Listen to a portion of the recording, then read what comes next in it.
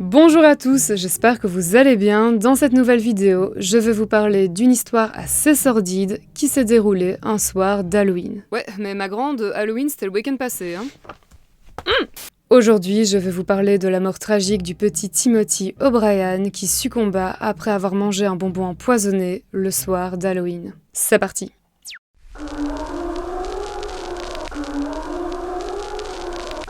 Nous sommes donc un 31 octobre, et plus précisément celui de l'année 1974, et nous nous trouvons dans une petite banlieue tranquille à Deer Park, dans l'état du Texas. Ce soir-là, Ronald Clark O'Brien, son épouse Dainine et leurs deux enfants, Timothy et Elizabeth, sont invités au domicile de leur voisin, la famille Bates. Et oui, Bates, comme dans le film Psychose. Coïncidence? Je ne pense pas.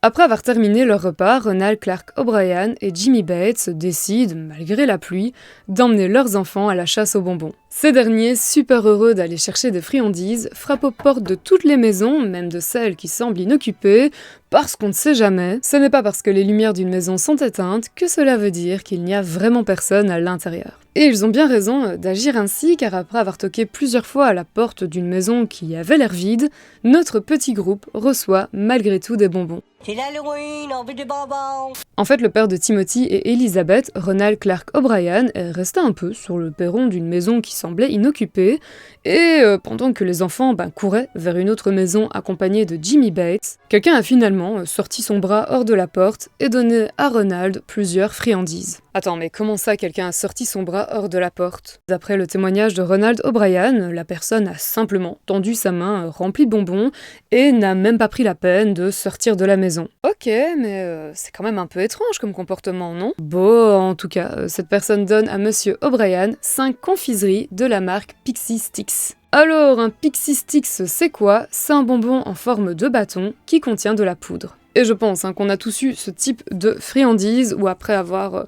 consommé un peu de poudre, tu dois tout jeter car ta salive va transformer la poudre contenue dans le petit bâton en plastique en une sorte de pâte immonde. Un vrai plaisir. Oui, c'est du vécu. Bref, désolé, je me suis un petit peu égarée avec ce souvenir délicieux de mon enfance. Mais donc, Ronald Clark O'Brien, il reçoit donc 5 Pixie Stix, puis il rejoint le groupe qui était un peu plus loin et distribue les bonbons. Il en donne 2 à ses enfants, 2 aux enfants de Jimmy Bates, et le dernier, Ronald le donne à Whitney Parker, un petit garçon qu'il connaît via son église et qu'il croise durant sa balade ce soir-là. Malheureusement, il pleut de plus en plus, et du coup, la chasse aux bonbons est écourtée, et tout le monde rentre au chaud à son domicile. Avant de se mettre au lit, Timothy et Elizabeth, comme n'importe quels enfants, demandent à leurs parents s'ils peuvent manger quelques bonbons, et Ronald et Dainine acceptent. Timothy choisit dans son sachet rempli de bonbons le Pixie Stix, l'ouvre et essaye d'avoir un peu de poudre, et j'ai vraiment l'impression depuis tantôt de vous parler de drogue, mais soit. Sauf que Timothy, il n'arrive pas en fait à avoir de la poudre hors du bâton en plastique, et il demande de l'aide à son père Ronald. Ce dernier aide son fils, mais dès que Timothy a un peu de poudre en bouche, il explique à son père que celle-ci a un drôle de goût. Mais Ronald ne se pose pas trop de questions et apporte simplement à son fils une boisson sucrée afin de faire passer ce mauvais goût. Timothy commence alors à ressentir de fortes douleurs au niveau de son estomac. L'enfant est de plus en plus souffrant et il commence même à convulser. Ronald appelle donc le 911 et Timothy est emmené d'urgence à l'hôpital. Mais malheureusement, il est déjà trop tard et le petit garçon âgé de 8 ans décède moins d'1 heure après s'être plaint du goût bizarre de son Pixie Stix. Le corps du petit Timothy est autopsié, vu qu'il s'agit d'une mort assez suspecte, et le médecin légiste découvre que le jeune garçon est décédé des suites d'un empoisonnement au cyanure de potassium. Et je peux vous dire que le cyanure de potassium est une vraie crasse. Quelques grammes suffisent à faire passer de vie à trépas un adulte en pleine forme. En fait, une fois ingéré, le cyanure bloque l'action d'une enzyme qui porte le doux nom de cytochrome oxydase, et cela provoque un dysfonctionnement au niveau de la respiration cellulaire. Ce qui est assez problématique, je vous passe certains détails car c'est très très complexe, mais en gros, ce dysfonctionnement au niveau de la respiration cellulaire entraîne la mort des cellules, ce qui provoque de graves lésions au niveau des organes. Donc, vous l'aurez compris, empoisonner quelqu'un au cyanure de potassium est un acte très cruel. La victime va d'abord ressentir de fortes douleurs, puis elle va avoir des difficultés à respirer, elle va ensuite convulser avant de perdre connaissance et de mourir. Assez vite, grâce au témoignage des parents du petit Timothy, les enquêteurs comprennent que le poison était dissimulé à l'intérieur du Pixie Sticks. Comme vous vous en doutez, cette nouvelle a l'effet d'une bombe dans le quartier tranquille où habite la famille O'Brien, et tout le monde se demande s'il y a vraiment un fou qui a distribué des bonbons empoisonnés le soir d'Halloween. Plusieurs parents inquiets confisquent les friandises de leurs enfants, et certains les amènent même à la police afin de vérifier qu'elles ne contiennent pas de poison. En parallèle à ce vent de panique, la police part à la recherche des 4 autres Pixie Sticks qu'a reçus et distribués Monsieur O'Brien. Ils sont assez vite retrouvés et heureusement, aucun enfant n'avait eu le temps de les manger car ils contenaient eux aussi une dose létale de cyanure de potassium. La personne malveillante qui a préparé ces bonbons mortels a en fait coupé le haut des Pixie Sticks, retiré un peu de poudre et rajouté à la place assez de cyanure de potassium pour tuer 2 à 3 adultes. Elle a ensuite refermé les bonbons avec une agrafe presque comme si de rien n'était. Et pour l'anecdote, cette agrafe a protégé un des enfants. Souvenez-vous, je vous ai dit que Ronald avait donné son dernier Pixie Sticks à Whitney Parker, un petit garçon qu'il avait croisé par hasard durant sa balade. Les policiers ont retrouvé le Pixie Sticks à côté de l'enfant endormi. En fait, le petit garçon avait essayé d'ouvrir ce bonbon, mais à cause, ou plutôt grâce à cette agrafe, il n'avait pas réussi et avait fini par s'endormir, le Pixie Sticks dans la main, comme quoi le destin se joue parfois à très peu de choses.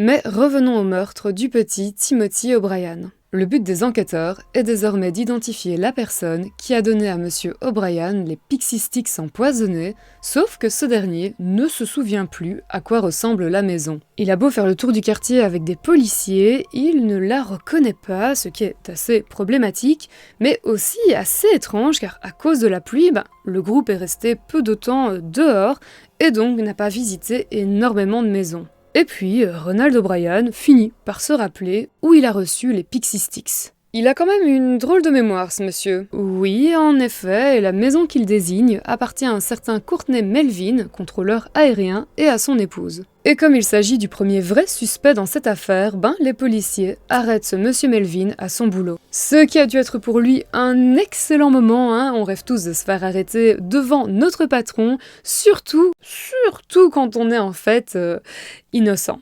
Et oui, Courtney Melvin a un alibi en béton. Il se trouvait justement à son travail au moment des faits et plusieurs de ses collègues le confirment. Quant à son épouse et sa petite fille, elles étaient bien présentes dans la maison le soir d'Halloween, mais n'ayant plus de bonbons, elles avaient éteint toutes les lumières et étaient parties se coucher. Donc cette histoire de voisins distribuant des bonbons empoisonnés ne tient pas du tout la route, et les enquêteurs commencent vraiment à s'intéresser à Ronald Clark O'Brien, le père du petit Timothy. Ronald Clark O'Brien voit le jour le 19 octobre 1944 dans l'État du Texas. Dans les années 1960, il se marie avec Daynine, puis en 1966, le couple accueille son premier enfant, le petit Timothy, et en 1969, vient au monde leur second enfant, la petite Elizabeth. Ronald O'Brien change très souvent de boulot, mais au moment de la mort du petit Timothy, il travaille comme opticien au Texas State Optical, un centre ophtalmologique. Ronald est également un homme très croyant, il est assez actif au sein de son église, il chante notamment dans la chorale et il est également diacre. Mais Ronald Clark O'Brien cache aussi de terribles secrets. En effet, il ne sait pas du tout gérer son argent et croule littéralement sous les dettes.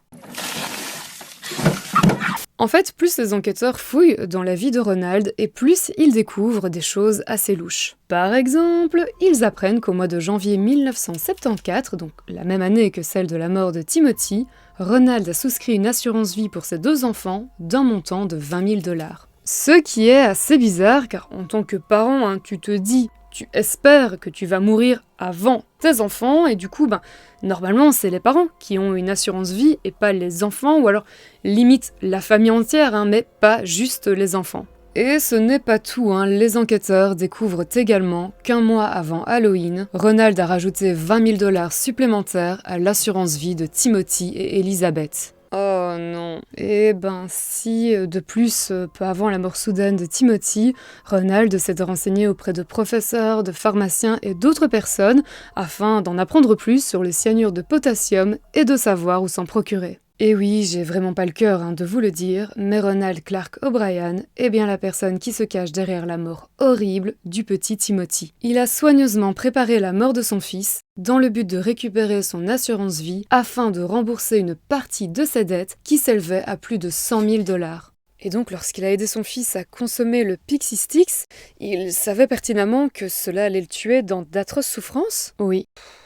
Mais attends, s'il voulait tuer son fils ou sa fille pour leur assurance vie, pourquoi a-t-il distribué des Pixie Sticks à d'autres enfants? Parce que Ronald Clark O'Brien est un être diabolique. En fait, vu qu'il espérait que la mort de son fils soit attribuée à un fou qui distribuait des bonbons empoisonnés, il a préparé plusieurs Pixie Sticks dans l'espoir que plusieurs enfants décèdent et que cela brouille les pistes et le rende moins suspect. Par contre, ce que je comprends pas trop dans cette histoire, c'est comment Monsieur O'Brien a fait pour dissimuler sur lui les Pixie Sticks durant la chasse aux bonbons. Parce que regardez, c'est quand même assez encombrant ce truc, Ou alors, il a appliqué la méthode Tarzan pour les cacher. Bref, je ne sais pas du tout. Il ne l'a jamais expliqué. Pas à ma connaissance, Ronald Clark O'Brien a toujours clamé son innocence et n'a donc jamais expliqué en détail ce qu'il s'était passé. D'ailleurs, durant son procès, il plaide non coupable, mais les jurés ne sont pas dupes. En plus des témoignages rapportant que Ronald s'était renseigné sur le cyanure de potassium et cette histoire d'assurance vie, qui sont quand même des éléments un tantinet accablants, lors d'une perquisition à son domicile, les enquêteurs ont trouvé une paire de ciseaux et un couteau qui présentaient des traces d'un plastique d'une couleur similaire aux Pixie Sticks, ainsi que des résidus de sucre. À l'issue de son procès, le 3 juin 1975, Ronald Clark O'Brien est condamné à mort. Il est envoyé à la prison d'Ellis Unit où il développe une passion pour la peinture, voilà. Et après 9 années passées derrière les barreaux, Ronald est exécuté par injection létale, on est quand même au Texas, on rigole pas là-bas, en mars 1984. Pour la petite anecdote, après l'arrestation de Ronald, son épouse Dainine a refusé d'empocher l'assurance vie de son fils et, d'après ses dires, elle n'a jamais pensé qu'une telle chose arriverait. Elle est aujourd'hui convaincue que son ancien mari a en fait obligé le petit Timothy à choisir le Pixie Sticks parmi toutes ses friandises et à le manger, mais bon, on ne le saura jamais vu que Ronald a toujours nié les faits. Un tout grand merci pour votre attention et n'oublions jamais le petit Timothy. Prenez bien soin de vous et à très bientôt pour une prochaine vidéo. Ciao!